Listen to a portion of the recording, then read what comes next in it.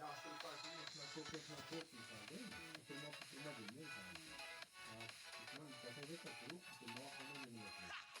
Yok. Aslında kulağına ne dese, kulağına nasıl olur? Şuna götürüyor. Bana yetmiş yıl gidiyor. Yani kutulma olayının bundan daha bilmiyorsun. 2009 olanlar çok oldu. 2009 başına doğru çok oldu. Böyle iş imtişler, şabanlar, kanallar, cevap